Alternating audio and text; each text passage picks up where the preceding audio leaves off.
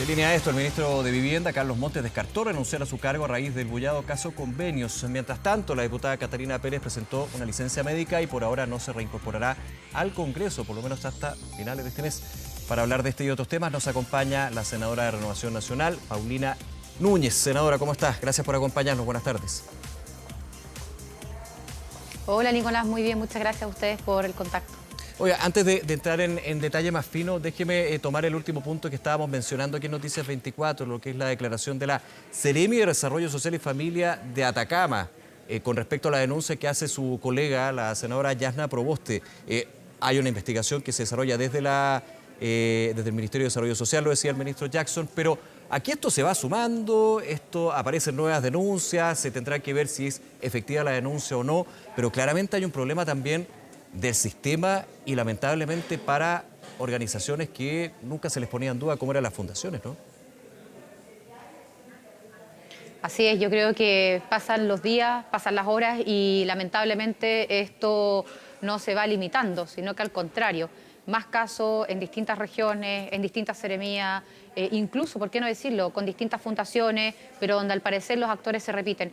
Yo creo que es muy importante entender que aquí la crisis que se está produciendo no solamente le golpea al gobierno del presidente Boric, también evidentemente a Revolución Democrática, al proyecto del Frente Amplio, sino que a la democracia. Y yo creo que esto es muy relevante para poder aquilatar lo que se dice, lo que se hace, cómo se está reaccionando y cómo tenemos que entre todas y todos actuar. Y creo que es vital entender primero que en el caso de las fundaciones, obviamente que el problema no son las fundaciones propiamente tal, estos grupos intermedios, ¿verdad?, entre los privados, entre el Estado, que realizan además labores que el Estado no está sacando adelante, como por ejemplo en el caso de los campamentos de Antofagasta, a propósito del caso Democracia Viva, de proyectos de habitabilidad primaria para ni más ni menos que mejorar la calidad de vida de las personas que viven en esa situación. Y por lo tanto yo creo que acá es muy importante empezar de a poco, ya se ha hecho, pero a separar aquellas que terminaron siendo utilizadas y valiéndose del dolor de quienes menos tienen, para maquinar al fisco y producir un fraude, en definitiva, con recursos públicos, es decir, convenio ideológicamente falso con recursos públicos de todos los chilenos, de aquellas que por muchos años vienen con expertise desarrollando una determinada labor o un servicio que prestaban en diferentes gobiernos indiferentes, incluso quien haya estado de turno. Pero creo que hay un paso importante respecto a las mejoras con estas organizaciones. Saber qué recursos reciben y de quién. ¿En qué se gastan estos recursos? ¿Quién es su composición? Por ejemplo, los directorios, partes de la sociedad, los socios de cada una, porque yo creo que la única manera de dar transparencia a todo esto es conociendo de estos antecedentes y luego que en definitiva cada una vaya realizando esta labor y postulando a los distintos fondos que hay en lo público y también en lo privado. Sí, senadora, déjeme también hacer un contexto general y tras las declaraciones que entregó la ministra Vallejo al informar de esta comisión experta para abordar lo que es la relación de estas organizaciones de la sociedad civil con el Estado. Una mirada que se extendería hasta la administración anterior. ¿Podría salpicar también a la administración anterior? ¿Aquí hay un tema sistémico, le hago la pregunta? A ver, yo creo que primero todo lo que se investigue, no solamente extendiendo en este caso durante este gobierno al resto de las regiones, sino que también a administraciones anteriores, tiene que ser bien recibido. Yo creo que es muy relevante entender que aquí hay una crisis evidente respecto del gobierno del presidente Boric a un proyecto político como es Revolución Democrática, Prueba de Dignidad, pero también es importante que el cuestionamiento que hoy día existe, porque hay que decirlo, ¿cierto?, sobre el manejo de las fundaciones y quienes están detrás de estas fundaciones, tiene que ir despejándose. Y para que eso se despeje, es importante que se investigue. Sí. Ahora, cuando hay hechos no solamente de las fundaciones, sino delito, finalmente quienes componen los cargos públicos, en este caso las seremías. Yo creo que no solamente para el receptor de los recursos, sino quien entrega los recursos también está la duda acá en el sistema, insisto. Por eso yo digo, a propósito de esta mayor transparencia, de dónde vienen esos recursos, tanto de lo público como de lo privado, en qué se gastan esos recursos, quiénes son los socios de estas organizaciones, porque también digamos algo, a propósito de todo esto, las fundaciones que no hayan sido utilizadas, me refiero a las que ya por muchos años, ¿cierto?, desarrollan determinados servicios, prestan determinadas asesorías, hoy terminan igual en cuestionamiento, pero porque al final del día, detrás de una persona jurídica sin fin de lucro, hay distintas coordinaciones, corporaciones también, que terminan lucrando con esto. Entonces creo que es muy relevante el abrir de qué estamos hablando, el transparentar de dónde vienen los recursos, en qué se gastan, quiénes forman parte de esta sociedad, para que luego, de manera pública, se escoja a quienes con la expertise, con el profesionalismo que corresponde, pueden hacer una labor determinada. Al final del día, hoy, ¿qué es lo que a nosotros más, sobre todo a quienes somos representantes, ¿cierto?, de la región de Antofagasta, nos demandan? ¿Quién va a terminar con estos trabajos que terminaron paralizados porque hubo una fundación que se terminó llevando la plata para la casa? Entonces, creo que es muy importante entender que hay fundaciones que, por supuesto, cumplen un propósito y que si transparentamos cómo se desarrolla, se desenvuelven las fundaciones, estos grupos intermedios en la sociedad, obviamente que con eso fortalecemos la labor también importante que realizan dentro de la sociedad, pero no como terminó hoy día produciéndose, que la propia labor y los actores principalmente que terminan maquinando, ¿cierto?, todo este hecho siendo investigados por la justicia. Claro, aquí ha estado, y obviamente a la espera de que se vayan concretando los antecedentes, si son eventualmente delitos, porque aquí el Ministerio Público y luego la Justicia, pero de todas maneras hay situaciones que por lo bajo huelen raro y desde los mismos actores se va viendo que de alguna manera es así. Desde lo que son estas fundaciones que no cumplen con el giro por pero el Nicolás, cual... el propio ministro de Vivienda ha hablado hoy de corrupción, textual. Claro, no, O sea, a eso me refiero. que se adelantó a la justicia, ¿cierto? O sea, exacto. Sí, sí, no, de todas maneras, cuando se habla de un tufillo aquí hay un olor bien directo, pero insisto, a la espera de que, porque también aquellos quienes son aludidos tienen su derecho a defenderse, eso Sí. es evidente, y eso lo tenemos claro.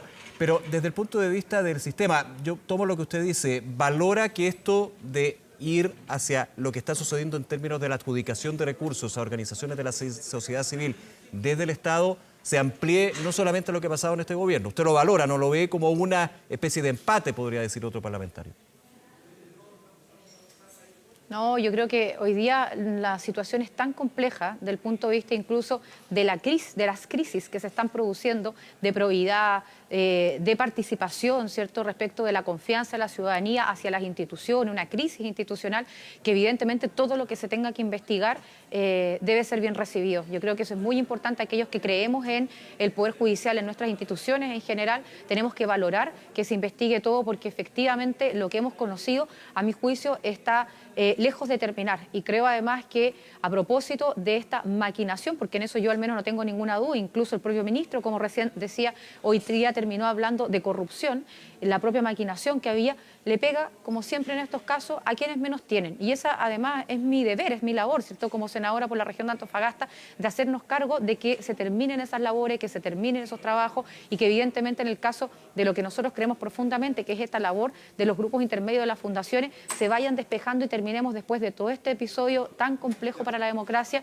fortaleciendo la labor de estas personas jurídicas en nuestra sociedad. Y para aquello, la transparencia es la mejor herramienta. Creo que es vital que podamos no solo llegar a un acuerdo respecto de cómo mejoramos la labor de las fundaciones en la sociedad civil, sino que de ahora exigir que se conozcan quiénes están detrás para que lo que es una persona jurídica sin fin de lucros efectivamente sea eso y no una utilización de unos pocos para aprovecharse de quienes menos tienen y de esa manera defraudar al fisco. Sí, sobre ese tema, senadora Paulina Núñez, le hago la pregunta, ¿cuál es su mirada con respecto a la posición que actualmente tiene en todo este entramado, en esta situación, el senador Carlos Montes? Le hago la pregunta principalmente porque desde la oposición ya suena con algo, por el ministro Montes, que fue de hecho senador en su minuto. Hay algunos de la oposición parlamentarios que ya hablan con un poco más de fuerza con respecto a una eventual acusación constitucional. El presidente de la UDI, senador Macaya, dice se le está acabando el tiempo. ¿Usted cómo mira lo que es la situación y permanencia también del ministro sobre ese tema en particular?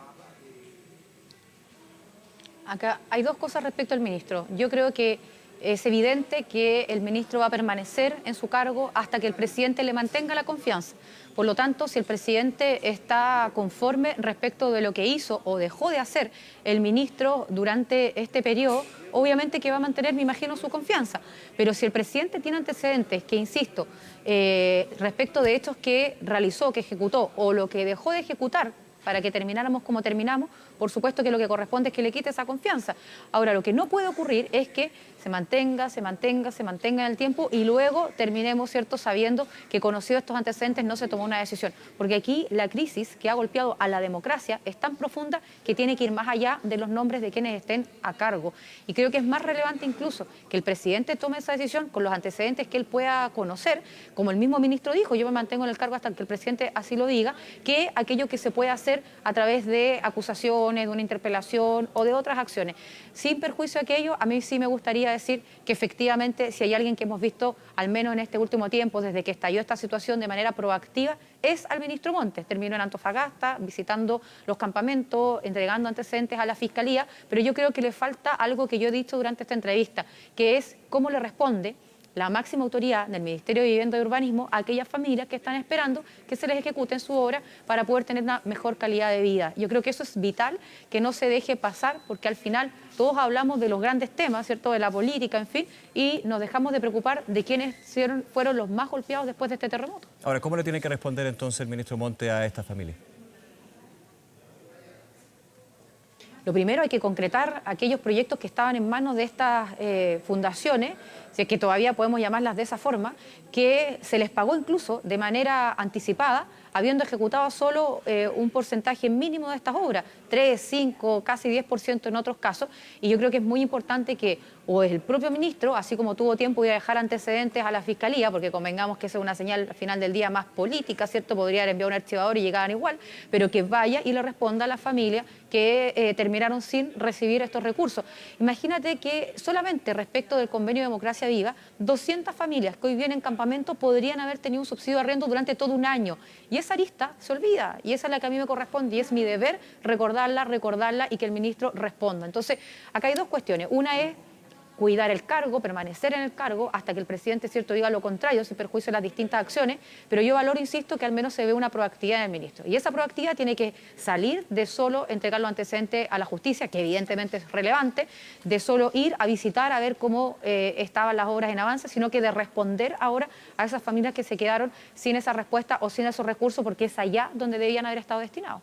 Con respecto a esto de las responsabilidades, usted, senadora, la semana pasada apuntaba que la diputada Catalina Pérez, que ha estado relacionada a este tema de una u otra forma, debería presentar o terminar con su fuero o dejar su fuero para finalmente declararse como imputada, de participar de una forma más activa finalmente en una situación que la atañe en esta situación. Bueno, hoy día se confirmó que no va a ir hasta casi el final de mes, digamos, por una licencia médica. Yo no voy a poner en duda, no me corresponde lo que puede ser la licencia y la situación personal de la diputada, pero ¿cómo evalúa usted lo que es la situación en que está ella actualmente con la petición que hacía la semana pasada usted misma? No, yo tampoco voy a poner en duda si efectivamente ella por motivos de salud, ¿cierto?, a través de una licencia médica, ni menos del médico que extendió la licencia, se está tomando estos días. Pero sí le pediría lo siguiente, y reitero la solicitud, porque creo que además a ella misma le va a hacer bien.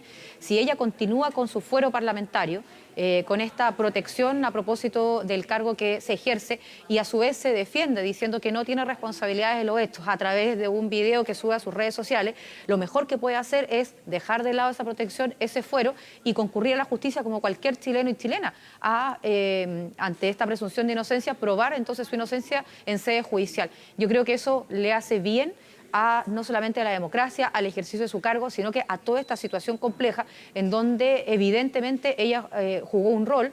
No voy a entrar en si es delictual o no, sino que jugó un rol, ya sea por el nombramiento del Ceremio, la propuesta de ya sea porque su pareja era el contralor de las fundaciones, ya sea porque estamos hablando de una de las diputadas de Revolución Democrática, expresidenta del partido. Bien. O sea, si ella efectivamente lo que dijo en el video lo quiere comprobar, bueno, tiene que ser en la justicia y eso no puede ser con su fuero. De partida tiene que iniciarse ese procedimiento de desafuero o dejar de lado esa protección. Senadora Paulina Núñez, nuevamente muchas gracias, senadora, por acompañarnos esta tarde. Esté muy bien. Que estén muy bien, muchas gracias. Gracias, hasta luego.